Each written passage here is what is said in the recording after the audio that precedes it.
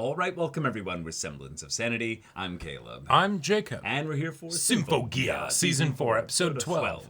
And holy shit, Hibiki is maybe becoming a god? A divine being, a divine-powered human, an armament of divinity. We shall see. Yeah, exactly what this means, because it really does seem like, granted, Symphogear likes to have things where it seems like we've won at the, in the finale, and it takes a while and all that stuff, but it really does seem like they've won. Unless Hibiki maybe introduces a new problem as a result of absorbing this divine power or something. Because it does look a bit ominous, but, It does look like something that she won't necessarily be able to fully control if it's something that restrains her in such a way where she's going through a maybe physical transformation of some kind. Exactly. So that's in and of its own thing there. Adam is a robot. He is a reject of them. Yeah. So that's its own thing as well. Tiki's done. Tiki is done. Yep. Okay. I hope. Near I don't want to hear her voice anymore. Be the drill to pierce the heavens. Yep. Like it Literally. actually said. Yeah. In the show. Yep. So let's pierce the heavens. That's right. Yeah. So y'all, without further ado, let's get into this. All right, everyone, now be sure to go check out the reaction portion of the video in the description below, then come back here for the discussion.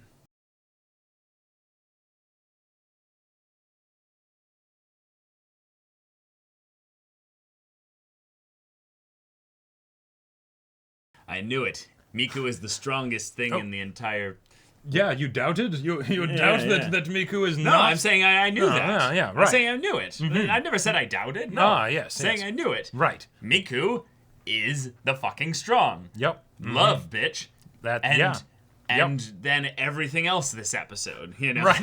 Holy shit. Like, I loved this episode. Like, it there are a lot of things. Do tell. No, so I adore this episode because I feel like it's peak Symphogear, and at the same time, there are a lot of things where I'm like, but why Symphogear? But at the same time, I feel like it's done with gusto, so I still appreciate it. Like, everything with Symphogear is, for the most part, done with gusto.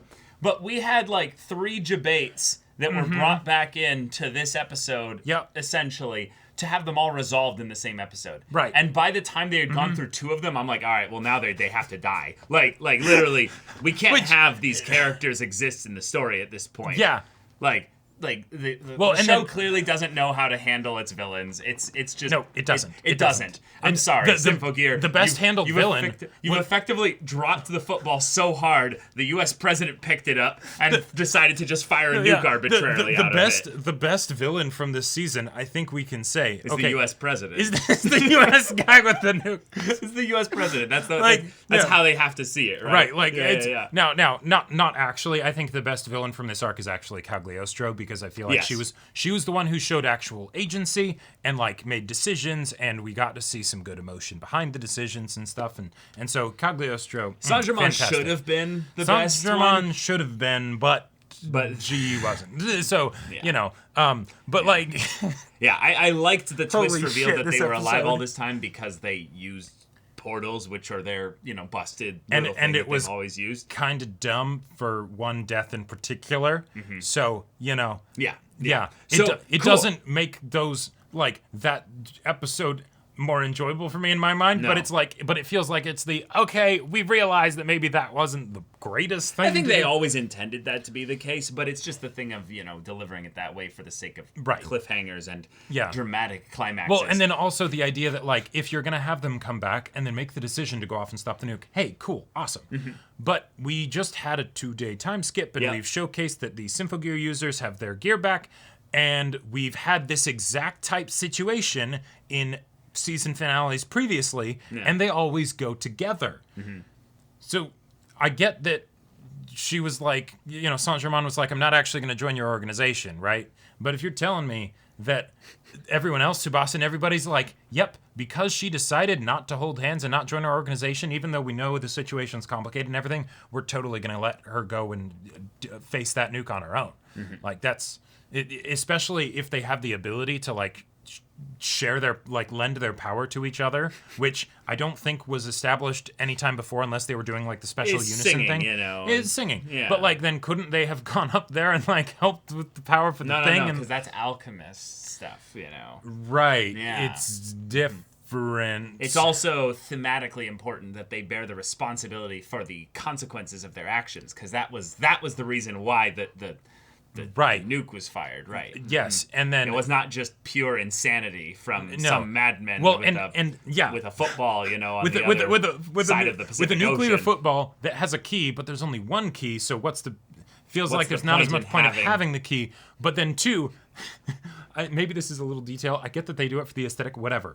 Actual physical keys look cool. But you're telling me that that's a physical key? This nuclear football could be lockpicked? Just some person kidnapped, steals nuclear football, gets a paperclip, and they're like, all right, I'm about to just fuck everything. fuck everything up. But then also, they launch the nuke, and then it's like, wait, don't detonate it in the air. That will cause more problems. Yes, it will. Yeah, cool. yeah. But they can do all these flying things and all that stuff. Why don't they do what they did with previous situations where it's then we just take it into the sky further so that it's out of reach? Hibiki would need to be involved in order to do that. Right. So, but then, yeah. She's out of commission. They're just a few things. But I got to say, from the standpoint of that it was just the actions of some crazy madman American, I do like that then it was I feel like then the fact that then Saint-Germain and her friends end up deciding to stop it, that's a nice inverse of that, So it's like, hey, the decisions of one crazy person can cause something like this to happen. Yeah, hey, the decisions of some people that are going to not do that can also resolve it. Cool. And the idea of oh no, the actual conflict for this episode is a international war conflict. Mm-hmm. I thought that was great. That was a great way to bring up the... Well, yes, but it was set up to have this nuke moment. That was why it was written. Yes. It is not actually a thing that is connected to the actual efforts of the characters. Yeah. It is all arbitrarily solved because totally. We don't have a sword that can cut... We could use the duct tape thing to swing the nuke, but... No. We don't. No, this is cooler. No, but the fact that they introduced the elements of Song fighting for the UN and doing these things were that was set up previously. That was set up previously. That's cool. And I really like that being brought back, where then it's no. Song is actually going to be requisitioned to be the vanguard of the attack on Japan because there's a world-shattering thing and we can't let that happen, so we're going to intervene and keep the peace. That was a very terrifying prospect. Yeah, that was awesome. I would have liked if that was the actual problem rather than no, the US were wait, did we send forces over there to go and do that? No, we didn't. They won't let us. Well, then we're just going to fire a nuke. It's very... They say the situation's been resolved, sir. They're probably lying. Oh, right. Launch a nuke anyways. Right. It's the kind of thing where I get the idea of having some general, politically charged, digging on another country. Especially when it comes to America and I'm totally, it's I'm totally not above that. That is something that I find actually, totally on board and funny for the most part. For the most part, there's some ways in which it can get a little bit inhumane in some ways, where it can start getting things and becoming almost racial, and that's just not cool. But from jabbing a political jab, that's funny. But this was something where I was all on board with the political storyline of the UN kind of things and stuff there. Yeah.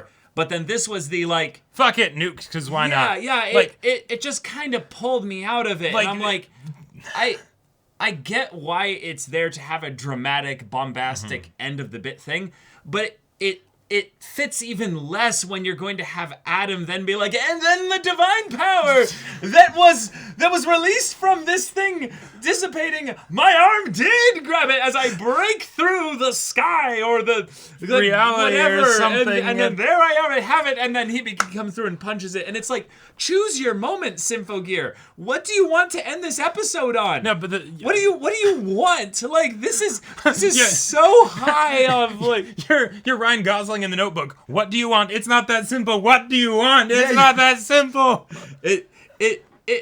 I feel like eventually people are just gonna get this about me specifically. You guys have watched enough of our videos and stuff.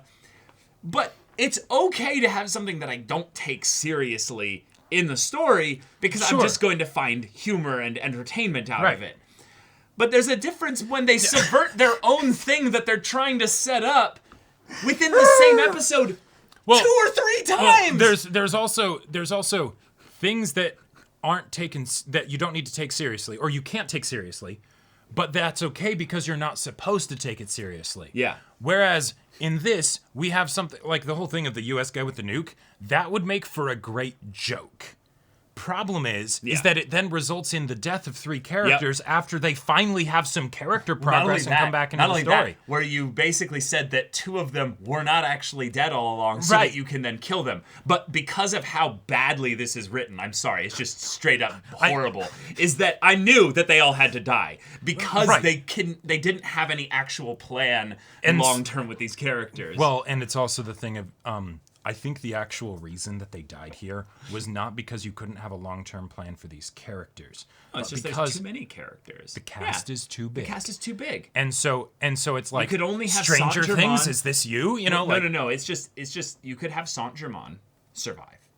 That would be 1 more. That's not too many, I would say. Manageable. Yeah. It's manageable. Yeah. But then if you have all 3 of them, then you have to have time after either this episode or even in season 5 of them talking to each other, and then each one of them talking to some member of the Symphogear crew, and that's just too much time here. And so also, either don't bring them back at all, or bring them back to kill them all. But if you're going to kill any of them, like at the very least, have Saint-Germain actually have like something beyond this, where they either are infused into her gun or something like that. They transmute themselves to be the final shot or what have you, which I think they kind of did. But Saint-Germain also, she transmuted herself. You know, you know the fact that they died, is actually like probably one of the lowest things on my priority list of like things that I think could have maybe been better. Yeah, it's more of everything surrounding it. I wanted to take seriously the Hibiki transformation more. Oh, yeah. I feel like that was something that shouldn't have ended this episode. I literally said this in the previous episode, that if they did that, I wouldn't like it because they'll wrap it on the same episode. But not only did they do that, they wrapped it up in the first half of of this episode. Yeah. And also, the way that they essentially wrapped it up was, I use anti-linker because it's a transformation type thing. And I'm like, sure, like, okay. The mechanics in which they ended up resolving it, I actually thought were fairly satisfying, but it's still, like, from the standpoint that we know that those, like, okay, anti-linker. Yeah. Sure, all right, that's not enough. We also have Miku talking, like, happy birthday to Hibiki. Cool. Yeah, like that would be the thing that we would know would probably fix it, but the conflict of Hibiki being in this mode had nothing to do with Hibiki's agency. Nothing. So Miku talking to Hibiki and reaching her has less meaning because we know that's going to happen. They love each other. And we know it's going to work. We know it's going to work. There's no struggle on Hibiki's part. But the fact that we know that it's going to work regardless. Yeah. But the question is, what are the results of it working? Is it something where it causes either of them to grow as people? No. We don't know because they're either saving that for the next episode or for season 5. Sure. Or there is literally nothing. And if there's literally nothing, then it kind of purely becomes the spectacle and the nostalgia of, of course, Sasuga Miku-chan, right? Yes. We know that she'll be able to reach Hibiki. And that's still a way to get, lots of, like, good entertainment out of it. But then it sort of ends up feeling like an afterthought with all the other stuff that happens in the episode. That steals away from the potential moment from the stuff that happened right. with our girls. So, and anyway. that kind of happens again when you have the situation of, oh shit, is Japan going to get invaded? And then suddenly it's oh no, it's not, because it's not, but oh psych, we're still gonna get nuked. Okay, the explosion was very cool. Them containing the explosion. See, cool. The US was scared because they didn't know that Japan's waifus were that powerful.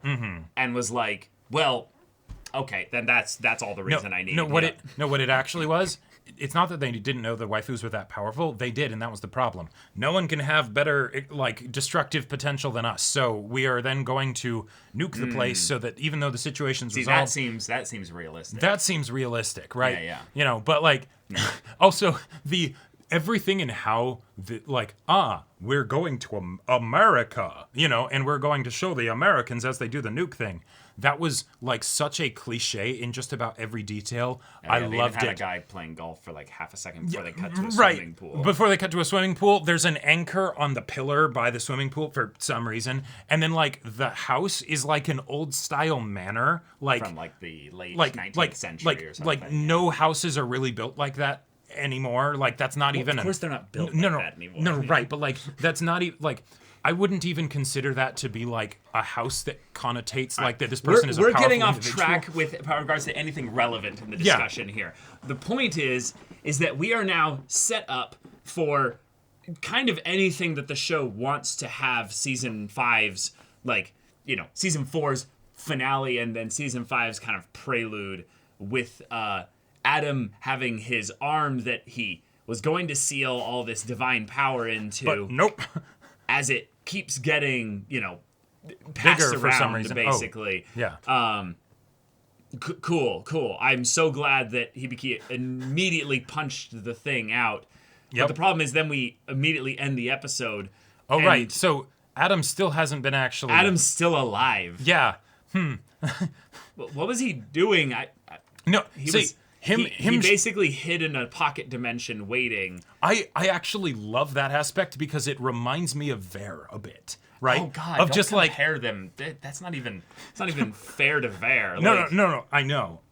But hey, if Adam truly wants to be the perfect being, then he better have a good role model. He has the arm, and then it's the I can't. And so the idea of him I can't with this season. Basically, Adam is so unlikable that the more his pathetic score gets increased, the more likable he becomes. Right? If he goes I'm still not gonna care. I'm just imposter. Get out. Get the. I prefer the real there. I said the real there. Perfection. Perfection. Yeah. But at least he's then making the attempt, right? Because him realizing, oh, I'm kind of fucked and I'm a nobody here, so I'm going to hide in a pocket dimension until I can here's my arm. I'm gonna catch the divine power. And immediately gets thwarted. Right. Because Hibiki then is willing to immediately spring into action while she was lying on the ground with Hibiki with Miku beforehand. Hey, Hibiki not helping with the nuke, I get that. She just had a rather crazy ordeal. It's more right here. Everyone she's just else. I know those voices. Right. Everyone. Yeah. And she's sitting there. But she might be weakened at that point. She went through a lot. And everyone else that's just sort of hanging out there, it makes less sense. Also, I gotta say, wait, was it Genjiro this episode, or was it the previous episode that he said the whole thing of no, that was the previous episode where he was no bullets, guns will just get in the way, in my way. But yeah. But Adam did mention the idea that that God-slaying power isn't as convenient as you think. 2 millennia of belief and malice formed that philosophical armament. Right. Now, what's interesting here is that what he's talking about is Gungnir. Right. He's talking about the idea that the belief put into it that made it into a God Slayer is not as convenient as just you just punch and it will. Right, there could be some side effects. Well, it says its curse will befall you. Right. I think Hibiki will punch that too. Yeah. So, Yeah. Also, I gotta say, Tiki, probably my favorite character moment other than Cagliostro and Prelati showing up to help Saint-Germain, before like the whole them dying and stuff, was I loved Tiki being Adam's downfall by grabbing his leg because he spurned her and was like treating her like shit, Yeah. And so then she hugs him, right? And then he can't actually like interfere. That I was like, yeah, there you go. That's some poetry right there. Yeah. Yes. But all right, give us a finale that we can steer the course of the ship towards a direction here. I think this episode is great.